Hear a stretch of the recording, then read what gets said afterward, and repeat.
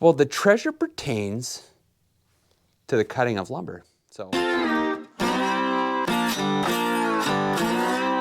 folks, today we are set for adventure. Ugh, the road to the shop is glare ice. You ever have one of those moments where you're like, okay, there's a way I probably should do this, but I'm gonna do it this other way because if it works out, it'd be a heck of a lot easier. I don't really want to drive my truck down here, but the alternative to getting what we need for treasure hunting today involves a tractor and we're just gonna give it a go. It kind of looks like we're packing up to go to work, doesn't it? But don't fret, we're not.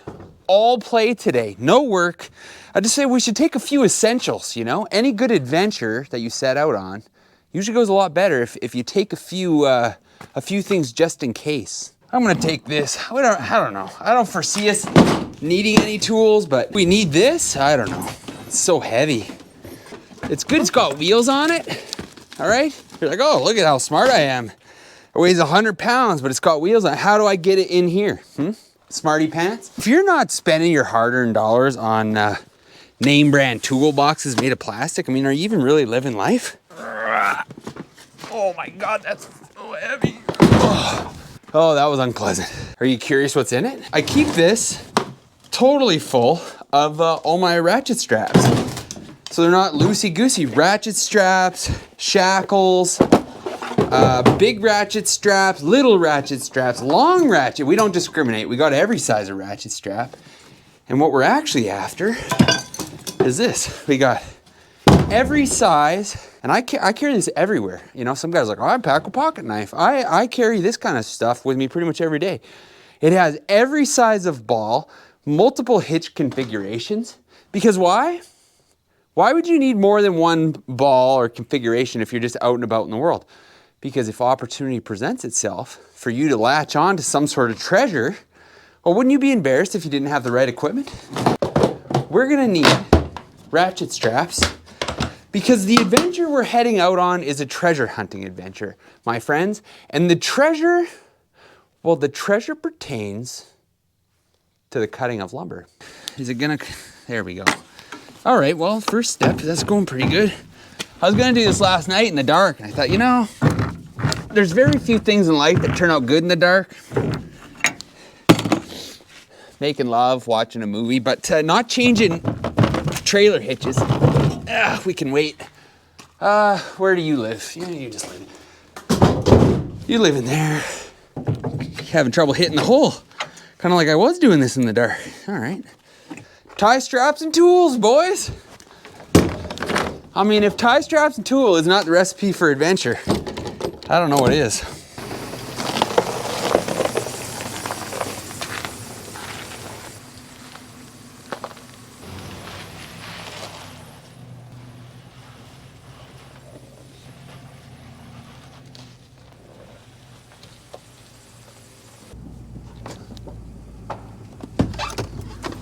I don't pretend. I have no idea if I'm even remotely close. Holy smoke, look, come on, I spoke too soon. I could have faked that. You guys would have never known the difference. We in the neighborhood? Oh, we're 8 inches past the neighborhood. There, we cheated. It's a little shop update while we're down here. Shop revival has not been forgotten. It's just been frozen, and we've been working for other people. But I stuck true to my word, and you'll see, look at this. That's basically the only thing in here, little scaffold. So I didn't fill it full of junk. We got all the garbage out still. I didn't put another camper in it.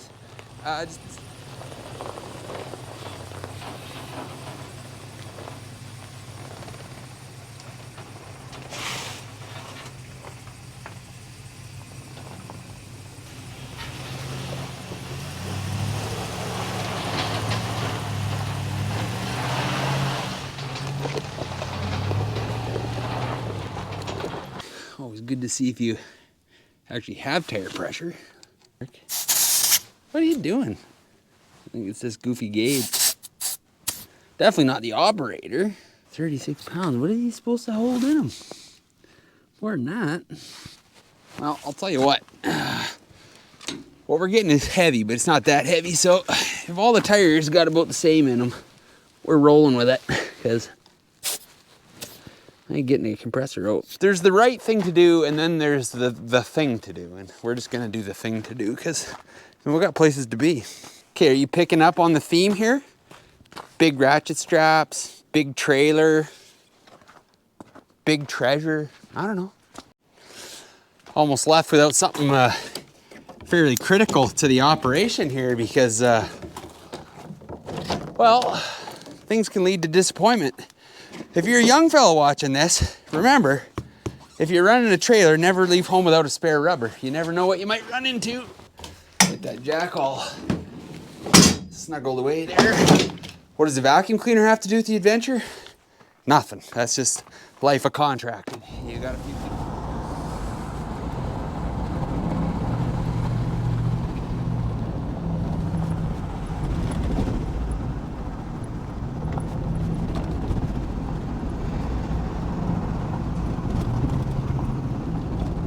We're getting very close to the treasure. Can you feel it? All the buildup.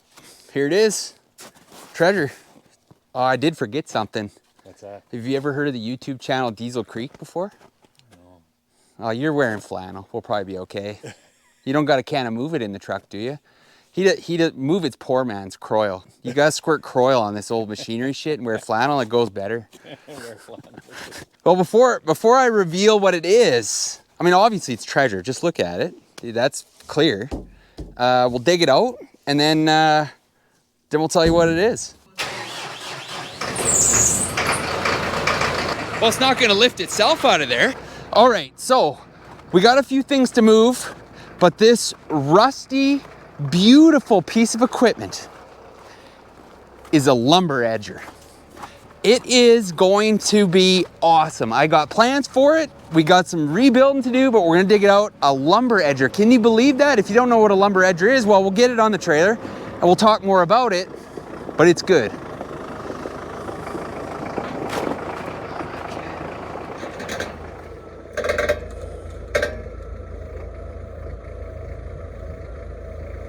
It's frozen. Dang.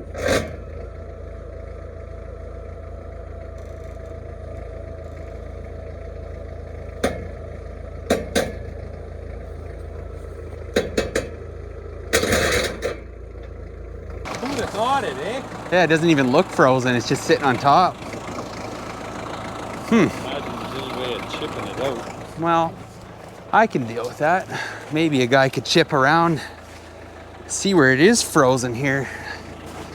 Cause this chain wasn't even tight, eh? No, so that's the thing. Like it's all. That's probably try and get one end. Right? So I think if we take this chain off, cause it wasn't.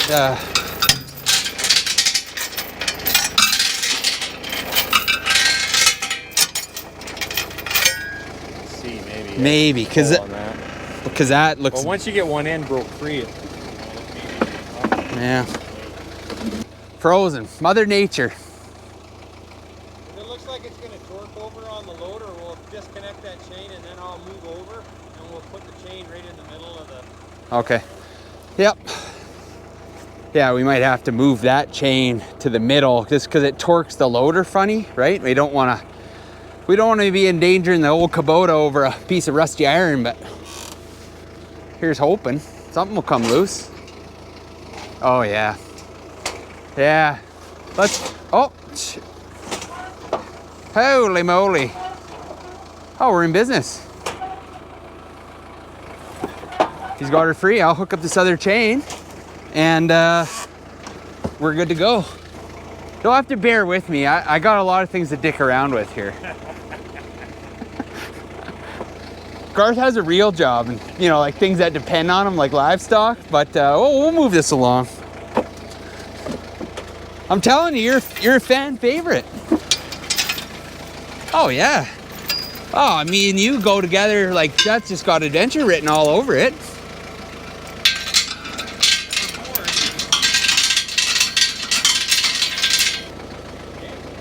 Yep, I'll just get out of here. All right, we're broke free. Oh, my heart sank for a minute there when it wouldn't come out of the ice. Look at the patina on this thing. It's gorgeous.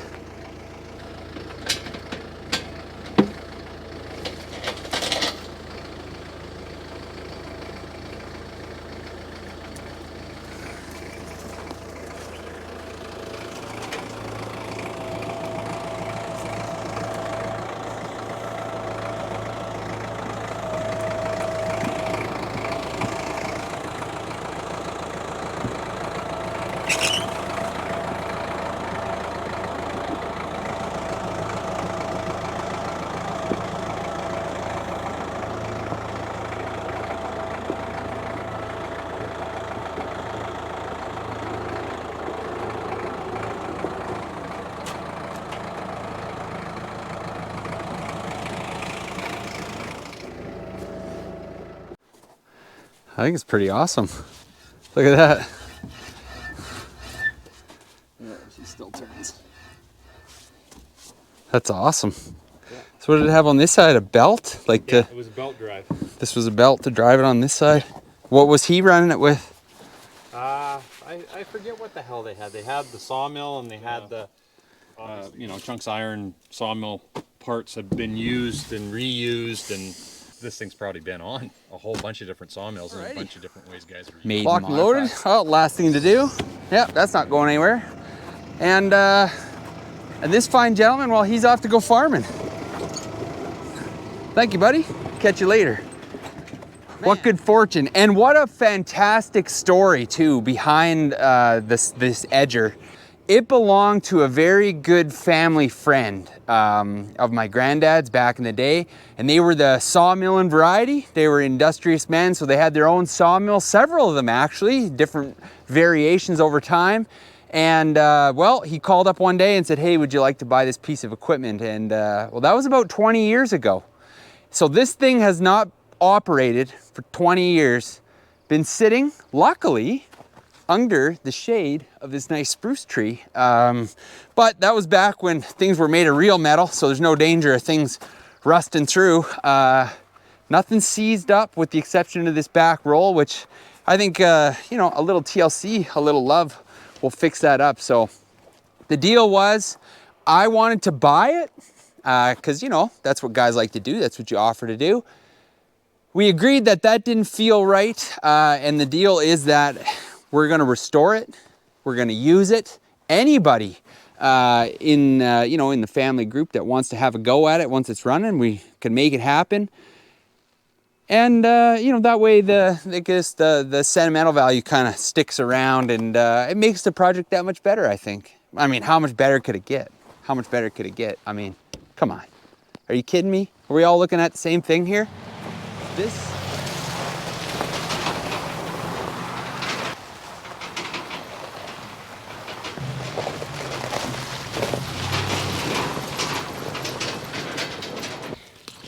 had to retake the drive-by shot. I don't know if you noticed the canopy door was flapping open, and I thought, man, that doesn't look very professional. Top quality.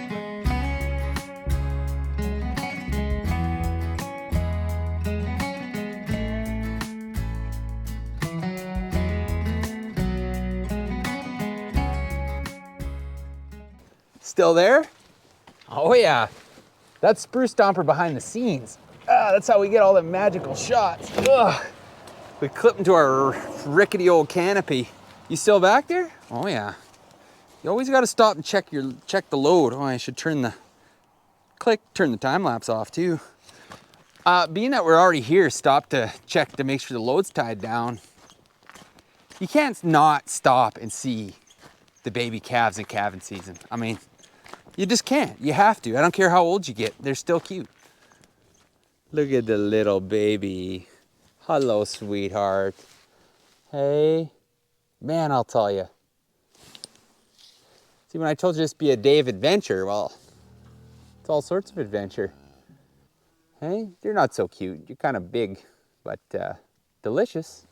Look at you, though. There's one little guy there. Little fella over there. Little teeny guy there. Hey, buddy. Just chilling, eh? Chilling, living a life. No worries.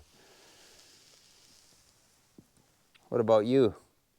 Well, I guess you had some worries. You had to give birth to the dang things.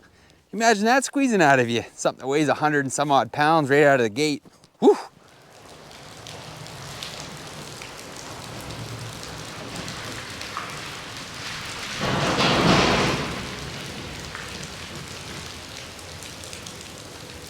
Here we go.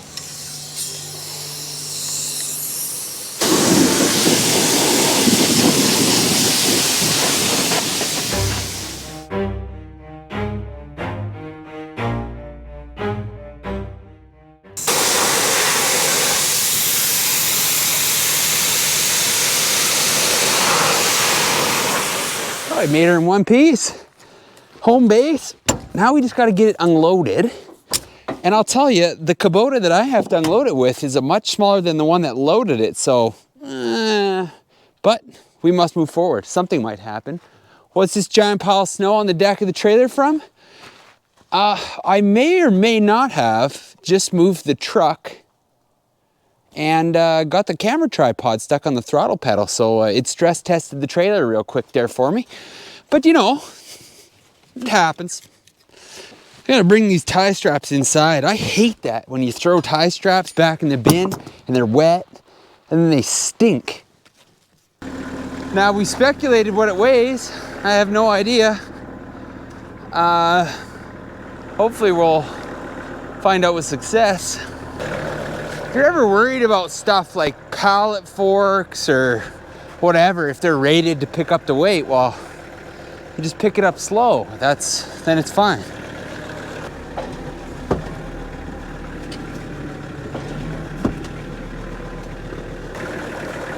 Dang, eh? I was hoping we could slide it back a bit. Maybe if I stuck a chain on it. I just wanted to drag it back a bit. I don't even think it would take a lot of force, to be honest. Just a little bit.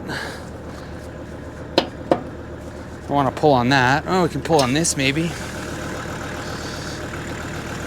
Got this old strap just to anchor it a little bit. See if we can't. Oh, it's got a loop in the end already. Oh, it was meant to be. There, maybe we can skid it back. We're asking a lot of that little nylon ratchet strap, but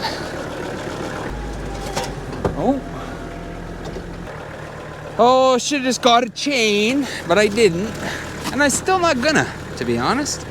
I'm gonna tie a knot in this and try again.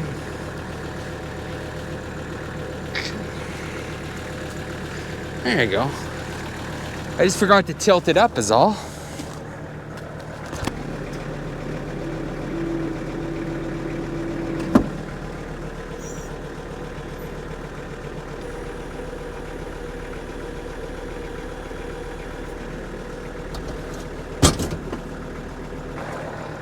There's not a tremendous amount of weight on the old back tires. That thing is like smoking heavy.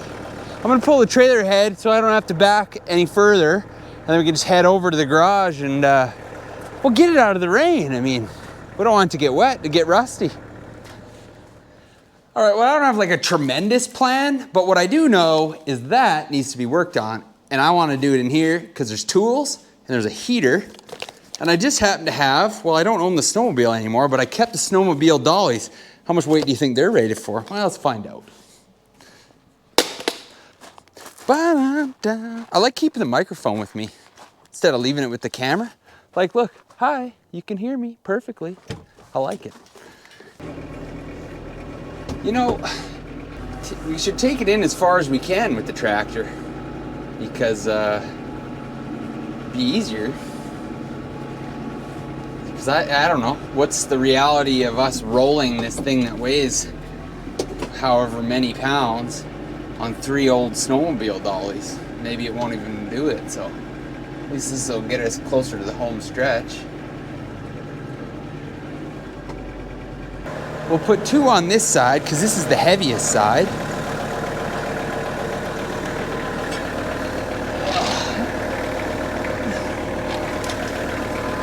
And then we'll put the other one on the other side. It's gonna have to work solo and take whatever weight. Go 1.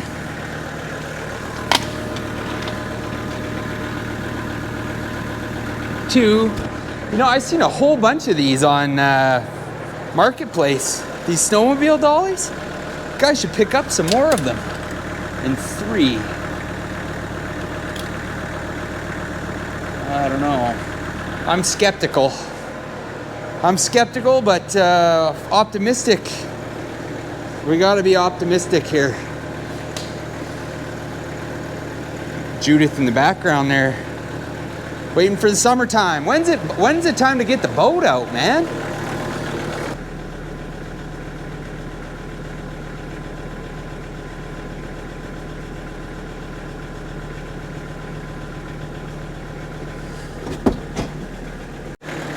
Forgot about our dragon strap here. That wouldn't have been funny. We would have got all tangled up and Been going back to square one. All right. Well, that's taking all the weight now.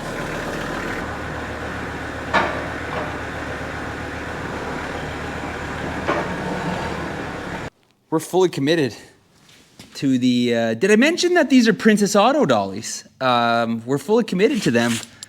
I think though we're gonna wanna distribute the weight a little bit better. I'm gonna grab a floor jack on that one where I'd say we're only running on 2 of the 4 wheels. Back on. There. Oh, nothing to it. Yeah, slip that under there. Don't put your feet under it. Oh. That's a good start. You know, I think doing things like this just it'll make me appreciate my shop that much more when it's functional. Okay, I think if I go a little more and then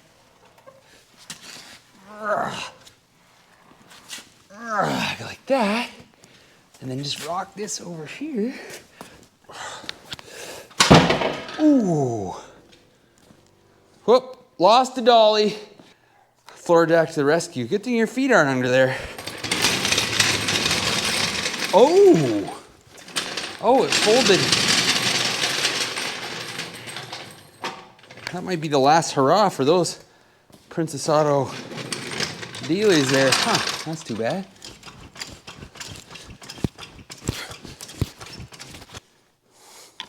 That one's fine.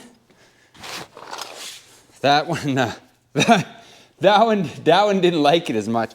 It didn't like destroy it. I bet. Let's turn it this way, and we'll set the weight back down on it, and it'll be fine. But I also want to set some blocking under it. Well, that was a heck of a day. We put on some miles, and we picked up this gorgeous piece of equipment. Somebody put a lot of effort into building this. It looks well thought out, and it is certainly heavy duty. So this is going to tie into hopefully more things down the road that I hope to procure and get my hands on, but this is a heck of a good start. An edger. So what is an edger? Well, I don't know how to explain it in the best terms, but my understanding is that an edger is going to eliminate a lot of steps in the sawmilling process to get dimensional boards. So typically you're going to have your sawmill. You're going to be working with, say, let's picture a round log, and you're going to cut slabs off of it. Slabs. Well, what is on the outside of those slabs? Bark. The barked edges of the raw log, they're not a proper dimension, right? They just get wider as you go and then skinnier again. The trees are round, the slabs, different widths. Now, to avoid that with just the sawmill, you'd cut, you'd flip the log over, you'd cut it flat again, you'd work your way until you got yourself like a square cant, and then you'd cut your dimensional lumber out of that. A lot more steps, a lot more handling of the material.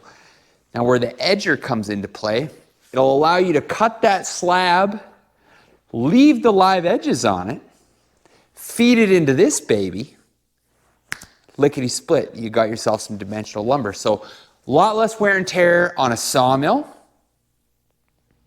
Say we cut some boards with the chainsaw mill, this is going to help turn them into lumber. So let's get you down off the tripod and let's have a look at what the pieces are. I'll start over on this side. So this is the out feed. This is the in feed. You can tell I've got a board stuck in here just for show and tell. This is the in feed.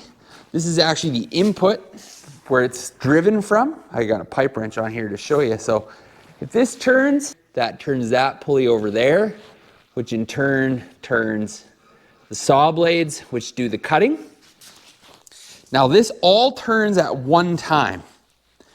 This takes a drive input, so a PTO off the tractor or an external engine will drive this shaft. This will have a flat belt. Now the flat belt rides on these 2 big pulleys. It goes underneath this. This small pulley is a tensioner to keep tension on the belt. It rides around this pulley over top of the input shaft. So when the input shaft turns, you can see it moving there a little bit. It drives that flat belt, which in turn drives these two big pulleys. Now these two big pulleys, they're responsible for the feed rolls. There's an in feed and an out feed roll. Being that these two are the same diameter, they spin at the same rate. So not only is this feed roll pulling the board in, but that on the other side, that feed roll on the out feed is pulling the board out.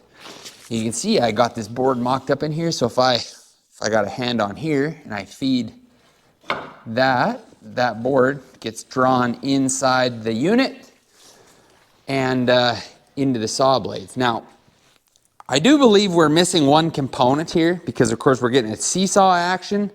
That out here somewhere, you'll have another hold down roll. So you'll have 2 points of contact, one here and that feed roll there to keep the board flat as it's being fed in until it reaches all the way to the other side over there and gets on that roll there, which I can't show you because out of the whole dang thing,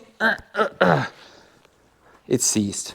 But that's pretty good. Out of everything on this, that's the only thing that's tight and doesn't turn. So, of course, in here, saw blades, one blade is fixed, one blade is movable. Let's get this board out of here so we can... Oh, and before I pop this board out of here, this is a hold down roll, basically. So this here pivots on this shaft. You can see it moving there like that. That keeps pressure, downward pressure on the board, forcing it into this feed roll, which has spikes on it. It's spiky.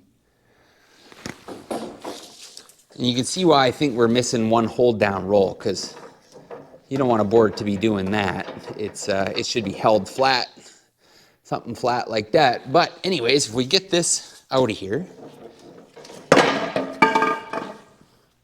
get that out of there. The way it works to determine what dimension of lumber you're cutting, this blade's fixed. This blade has this unit on it here, and that's intended to slide this hub and saw blade back and forth on this shaft. It's keyed all the way along. So that's hooked up to this handle. So when this is freed up and working, you see that pin there. When you move this back and forth, this handle, it will pivot this, which will in turn move this from side to side, sliding that hub back and forth. So you could change this dimension from what it's about, what does that set out right now? About a 2x6 width, and then, you know, maybe you can bring it in, maybe you're cutting a 2x4, so on and so forth. You can add more hubs and more blades. Basically, you can have as many blades on here as you want. So when you feed the board in, it's going to cut, you know, your bark edge off the outsides, and your good 2x6 is going to be cut out of the middle. Maybe you got another blade over here, one set at a 2x4 width, one set at a 2x6, or something like that. And you simply line up the slab, feed her in, and she cuts lumber out of it.